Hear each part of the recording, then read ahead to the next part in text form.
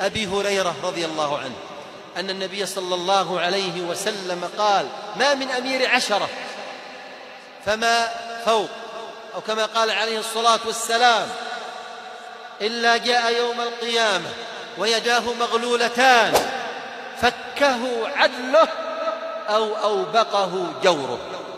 جاء من حديث أبي أمامة ومن حديث عبادة بن الصامت أيضا في مسند الإمام أحمد، وهما ضعيفان ولكن الحديث صحيح، وقد صححه العلامة الألباني في الصحيح وفي غيره.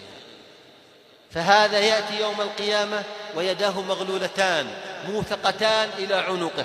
من هو الذي ولي أمر 10 ولم يعدل فيهم؟ فإن لم يعدل بقي على غله أو على غله، وبقي على قيده، وإن عدل فكه عدله. فالأمر ليس بالسهل.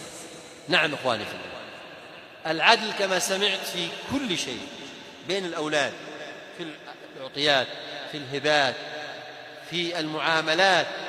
في الصحيحين من حديث النعمان بن بشير أن النبي صلى الله عليه وسلم قال: فاتقوا الله واعدلوا بين أولادكم.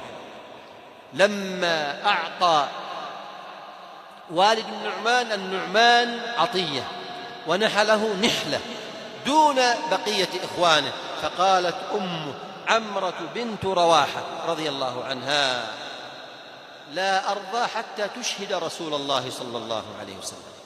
فأتى النبي صلى الله عليه وسلم فأخبره، فقال: ألك بنون غيره أو أكل بنيك نحلت؟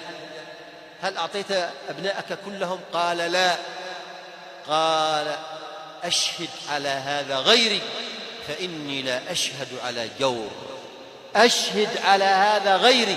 قال ابن القيم رحمه الله: وإنما قال هذا عليه الصلاة والسلام زجرا له، هذا وعيد شديد لا للإقرار ولكن للزجر، وقد سماه النبي صلى الله عليه وسلم جورا.